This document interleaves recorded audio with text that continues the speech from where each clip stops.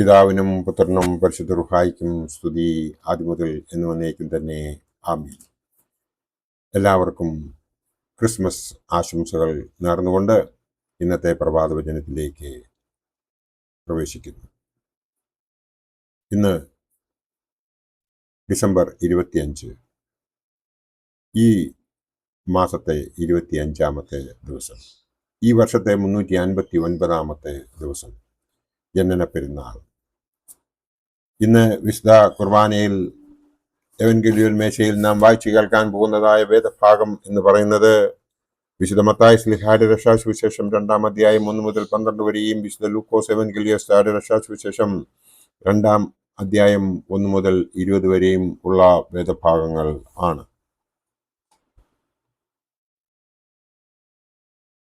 കന്യക ഗർഭം ധരിച്ച് ഒരു മകനെ പ്രസവിക്കും. യെശയ്യാ 7:14 അത് പറയുന്നുണ്ട്. എന്ന പ്രവചന നിവൃത്തിയാണ് യേശുവിന്റെ ജനനം.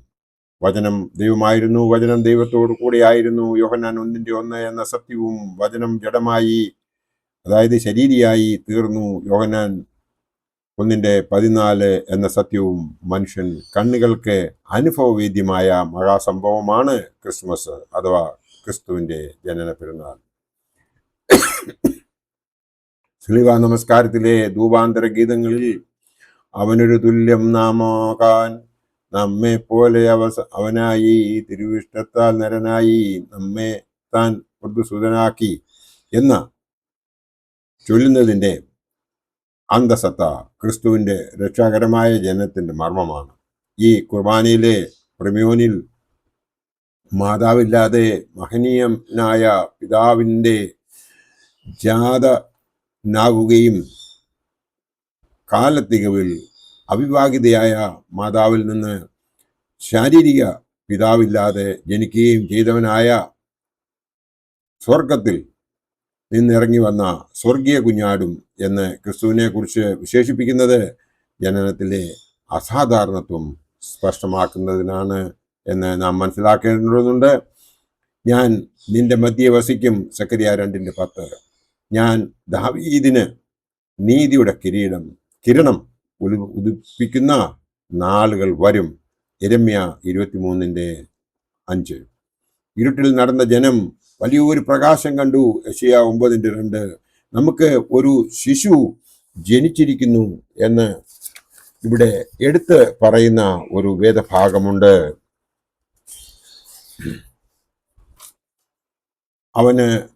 അവന് അത്ഭുതമന്ത്രി, വീരനാം ദൈവം, നിത്യപിതാവ്, സമാധാന പ്രഭു എന്ന പേർ വിളിക്കപ്പെടും.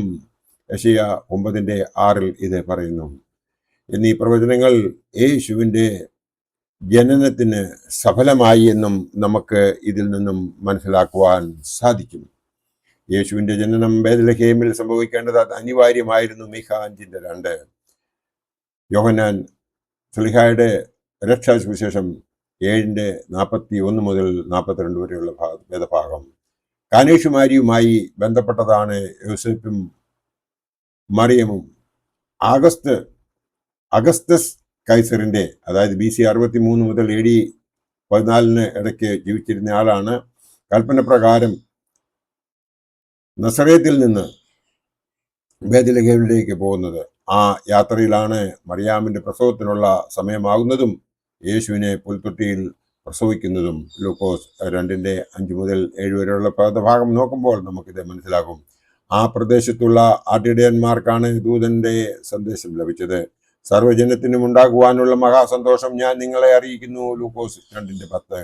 ആ സന്ദേശത്തെ തുടർന്ന് സ്വർഗീയ സൈന്യത്തിന്റെ ഒരു സംഘം ദൂതനോട് ചേർന്ന് ദൈവത്തെ പുകഴ്ത്തി. ലൂക്കോസ് 2:13 നമുക്കത് കാണാം. ദൂതൻ അറിയിച്ചതനുസരിച്ച് ആട്ടിടയന്മാർ പുൽത്തൊട്ടിയിൽ ശിശുവിനെ സന്ദർശിച്ചു. അവർ ബന്ധപ്പെട്ട് ശിശുവിനെ കാണാൻ പോയി എന്നത് സന്ദേശമനുസരിച്ച് പ്രവർത്തിച്ചു എന്ന് കാണിക്കുന്നു. മാത്രമല്ല, ശിശുവിനെ കുറിച്ച് പറഞ്ഞ കാര്യങ്ങൾ മറ്റുള്ളവരെയും അറിയിക്കുന്നു. ലൂക്കോസ് 2:17-18 എന്ന് നോക്കുമ്പോൾ നമുക്കത് കാണുവാൻ സാധിക്കും. എന്ന വസ്തുത സുവിശേഷ പ്രഘോഷണത്തിന്റെ ഒരു മാതൃകയാണ്. കിഴക്ക് നിന്ന്, അതായത് അറേബ്യയിൽ നിന്നാണോ, കിഴക്കൻ സിറിയയിൽ നിന്നാണോ, ഇറാനിൽ നിന്നാണോ എന്ന് നമുക്ക് സംശയമുണ്ട്.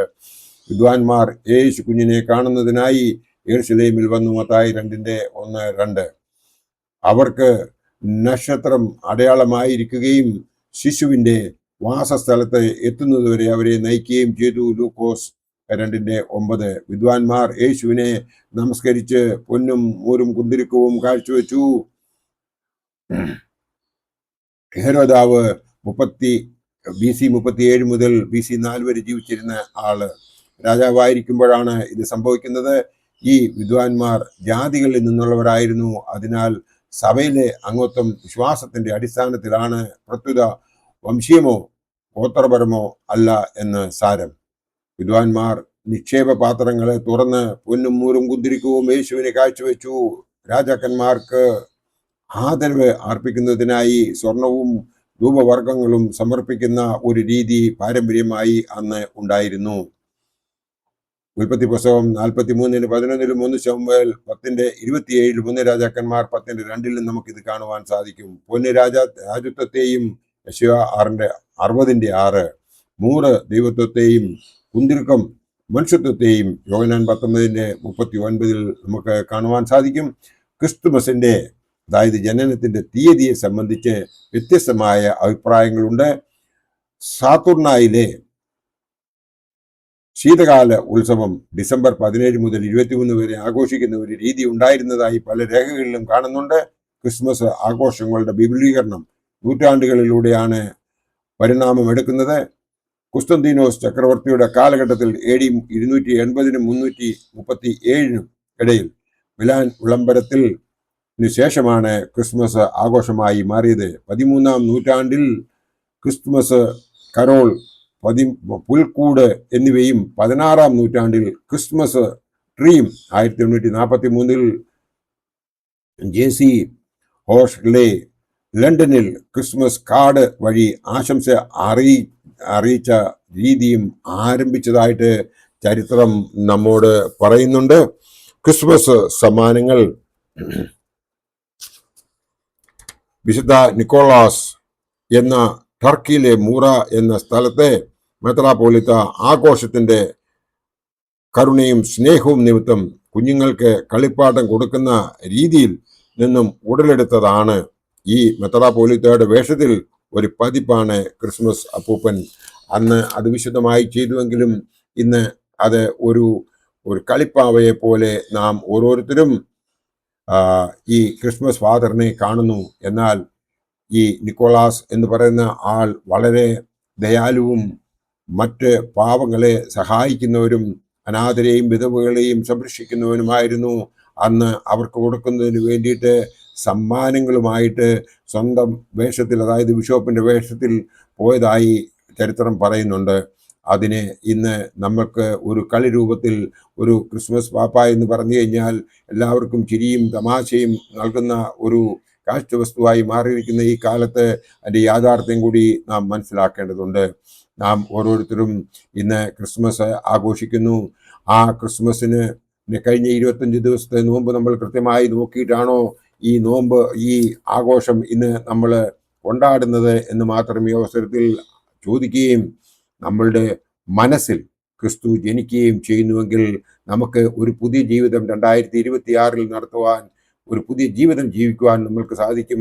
നമ്മൾ മനസ്സിലാക്കേണ്ട ഒരു കാര്യമുണ്ട്. ഫിലിപ്പിയർക്ക് എഴുതിയ ലേഖനം 3-ാം അധ്യായം 14 വിശുദ്ധനായ പൗലോസ് ശ്ലീഹ പറയുന്നുണ്ട്, പുറകിൽ ഉള്ളതിനെ മറന്നും മുമ്പിലേക്ക് ആഞ്ഞും കൊണ്ട് നാം പ്രവർത്തിക്കണമെന്ന്. അതായത് നമ്മൾ ഇന്നേ വരെ ചെയ്തിട്ടുള്ളതായ തെറ്റുകളെ എല്ലാം മറന്നുകൊണ്ട് നമ്മൾ ഒരു പുതിയ മനുഷ്യനായി 2026 കാലുവെക്കുന്നതിന് വേണ്ടിയിട്ട് 25-ാം തീയതി മുതൽ ഡിസംബർ 31-ാം തീയതി വരെയുള്ള ഒരു തീരുമാനം നമ്മൾ എടുക്കുന്നതിന് വേണ്ടിയിട്ട്, ഒരു രൂപാന്തരം നമ്മളിൽ ഉണ്ടാകുന്നതിന് വേണ്ടിയിട്ട് ദൈവം ഈ ക്രിസ്മസ് നമ്മളെ എല്ലാവരെയും ഒരു കാരണമാക്കി തീർക്കട്ടെ എന്ന് മാത്രം ഈ അവസരത്തിൽ ഓർപ്പിച്ചുകൊണ്ട് എല്ലാവർക്കും ഒരിക്കൽ കൂടി ക്രിസ്മസ് ആശംസകൾ, മംഗളാശംസകൾ നേർന്നുകൊണ്ട് ഹാപ്പി ക്രിസ്മസ്, പുതിയ വർഷത്തിൻ്റെ എല്ലാവിധ ഭാവങ്ങളും നേർന്നുകൊണ്ട് പുതിയൊരു മനുഷ്യനായി ജീവിക്കുവാൻ വേണ്ടി ദൈവം നമ്മളെ അനുഗ്രഹിക്കട്ടെ എന്ന് പ്രാർത്ഥിച്ചുകൊണ്ട് എൻ്റെ വാക്കുകൾ ഇവിടെ ഉപസംഹരിക്കട്ടെ. നന്ദി, നമസ്കാരം.